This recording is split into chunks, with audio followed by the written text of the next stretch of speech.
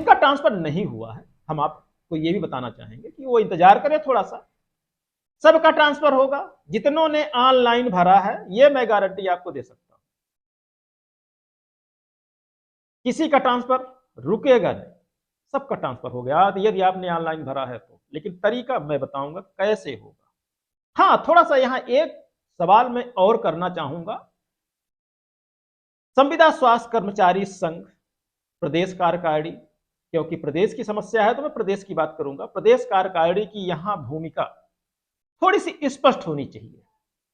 यदि कहीं भी विभाग गलत तरीके से ट्रांसफर कर रहा है, गलत नीतियों का उपयोग कर रहा है और अधिकारों का, संविदा कर्मचारी के अधिकारों का हनन कर रहा है, तो इसमें संविदा स्वास्थ्य कर्मचारी संघ के पदाधिकारियों को प्रदेश कार्यकारिणी में जो बैठे हुए हैं उनको तत्काल सामने आना चाहिए था। और यदि लेट हो गए हैं, जानकारी में अभाव में लेट हो रहे हैं, तो उनको आ जाना चाहिए। संविदा साथियों नमस्कार, मैं कमलेश्वर सिंह फिर एक बार आपके सामने उपस्थित। साथियों, आज का अपडेट पूरे मध्य प्रदेश से फोन, व्हाट्सएप मैसेज, अन्य कई तरह के यूट्यूब पर कमेंट्स लगातार हमें मिल रहे हैं। वो कमेंट्स ट्रांसफर के बारे में है। साथियों, एनएचएम के अंदर फिर से एक बार बहुत बड़ा घोटाला ही कह सकते हैं, क्योंकि हम आगे जो आपको पॉइंट्स बताने जा रहे हैं उससे और भी स्पष्ट हो जाएगा कि एनएचएम के अंदर किस तरह से बंदरबाट चल रही है। साथियों, ये जो ट्रांसफर हो रहे हैं, ट्रांसफर होने के पहले 19 तारीख को एक लेटर जारी किया गया था कि ट्रांसफर एनएचएम के कर्मचारियों के, अधिकारियों के जो भी होंगे वो ऑनलाइन होंगे। और उसके एक जगह पे लिखा हुआ था कि कोई भी आवेदन ऑफलाइन स्वीकार नहीं किए जाएंगे। फिर साथियों, 130 सीएचओ की लिस्ट 23 सितंबर 2022 को कैसे जारी हो गई। सवाल यह नहीं है कि सीएचओ का ट्रांसफर नहीं होना चाहिए, सवाल यह है कि जो गाइडलाइन ट्रांसफर के लिए जारी की गई थी उसका पालन स्वयं विभाग ने नहीं किया। तो ऑफलाइन ये जो आवेदन आए और 23 तारीख को ट्रांसफर कर दिए गए 130 सीएचओ के, तो उसका बेस क्या है?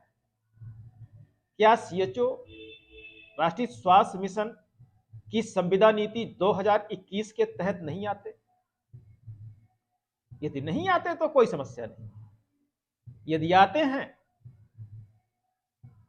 तो बहुत बड़ा समस्या का कारण बन सकता है। इतना ही नहीं साथियों, ये जो ट्रांसफर हो रहे हैं इसका बेसिक आधार क्या है?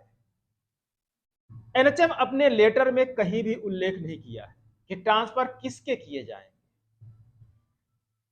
जबकि वेतन वृद्धि की बात आती है तो उसमें यह कह दिया जाता है कि जिनको 6 महीने से कम सेवाएं हुई हैं उनको वार्षिक इंक्रीमेंट नहीं दिया जाएगा। तो फिर ट्रांसफर में ऐसे कोई शर्तें क्यों नहीं शामिल की गई? यह भी एक बहुत बड़ा सवाल है। कहीं ना कहीं बू तो आती है एनएचएम के अधिकारियों के प्रशासनिक व्यवस्था से।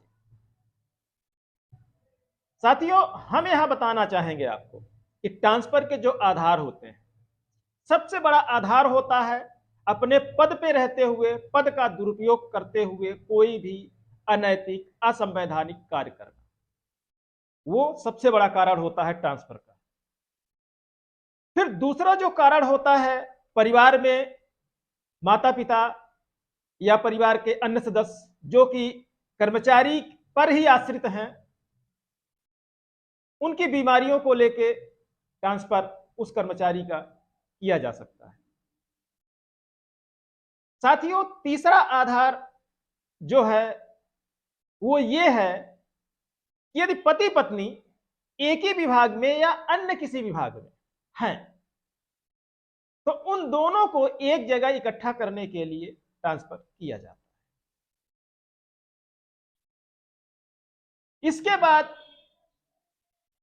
एक कारण और भी है जो कि कर्मचारी का निजी होता है कि उसको ट्रांसफर की आवश्यकता होती है, क्योंकि अपने घर से, अपने परिवार से वो बहुत दूर रह रहा होता है, बहुत दूर नौकरी कर रहा होता है।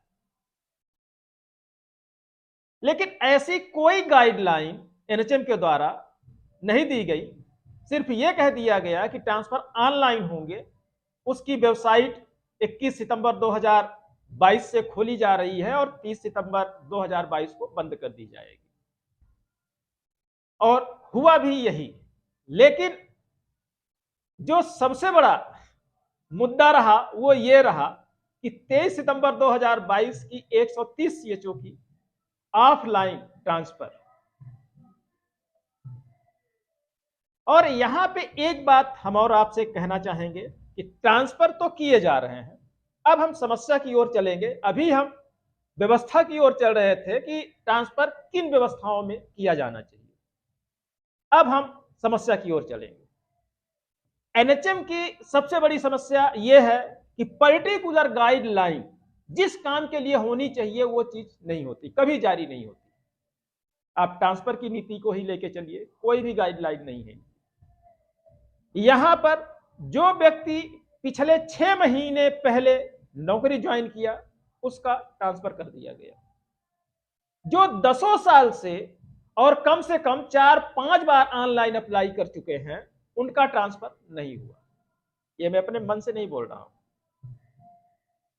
पूरे मध्य प्रदेश से ट्रांसफर को लेके, ट्रांसफर की समस्याओं को लेके, ट्रांसफर की गाइडलाइन को लेके मेरे पास बराबर लगातार यूट्यूब पर, व्हाट्सएप पर और कॉल के द्वारा मैसेज छोड़े जा रहे हैं कि आखिर एनएचएम के अंदर चल क्या रहा है।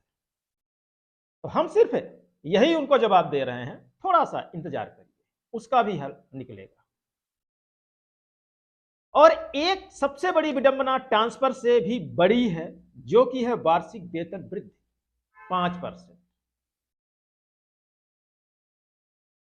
उसके बारे में कहा गया, ऐसी सूचना मुझे मिली कि लोग कह रहे हैं, कर्मचारी कह रहे हैं, संघ के कुछ सदस्य भी ऐसा कुछ कहने की कोशिश कर रहे हैं कि एमडी मैडम छुट्टी पर है। हमने ये बात पहले भी कही थी आप लोगों से कि कोई भी अधिकारी या कर्मचारी जब छुट्टी पे जाता है तो अपने अधिकार, अपने अधीनस्थ या अपने समतुल्य किसी अधिकारी को हैंडओवर करके जाता है। तो ये तो सवाल क्लियर है कि हैंडओवर करके गई। दूसरा जो यहां समस्या की बात आ रही है, तो क्या सिर्फ 5% के लिए जो हर साल लागू होता है, पहली बार लागू नहीं हो रहा है कि उसमें एमडी का होना आवश्यक है, हर साल लागू करना होता है और यह हर साल की वार्षिक व्यवस्था है। तो वो तो कोई भी जिसको चार्ज दिया गया है एमडी महोदया के द्वारा, तो वो तो जारी कर सकते हैं इसका लेटर।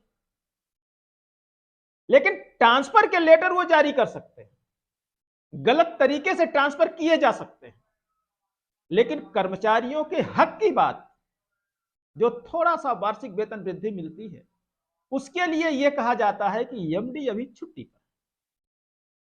पूरे 6-7 महीने गुजर चुके हैं, लेकिन अभी तक 5% का लेटर जारी नहीं। अभी कल की डेट पर सीएचओ का 5% इंक्रीमेंट का लेटर जारी हुआ। तो क्या अन्य कर्मचारी किसी दूसरे ग्रह से आए थे? यदि जारी करना था सबका कर दीजिए, एक ही लेटर से तो जारी करना है, उसमें आपको नाम की लिस्टें बताने की क्या जरूरत है? आखिर सॉफ्टवेयर जो है पेमेंट का वो एनआरएचएम के पास है, ब्लॉक में तो है नहीं कि आप पूरी लिस्ट बनाते हो किसकी सैलरी कितनी बनेगी तो आप उसको जारी करते हो। आप अपने सॉफ्टवेयर में सुधार करिए। 5% टाइमली आपका अप्रैल में 1 अप्रैल से लग जाना चाहिए था। जब वार्षिक वेतन वृद्धि निश्चित है देना, तो 1 अप्रैल से वो जारी हो जानी चाहिए। तो साथियों, यहां पे हम सिर्फ यही कहेंगे कि 90% की जो नीति है या आपकी रेगुलाइजेशन की जो नीति है, समस्या कहीं ना कहीं एनआरएचएम की प्रशासनिक व्यवस्था में लोचा है। ये लोचे के कारण ही सारा कुछ लोचा फैल जाता है, सारा रायता फैलाते हैं एनएचएम के अधिकारी। बहुत सारा रायता तो मेरे घर में आ चुका है, उस पर भी मैं कार्यवाही में लगा हूं, देखता हूं एक सफलता मिली थी, दूसरी सफलता कब मिलती है।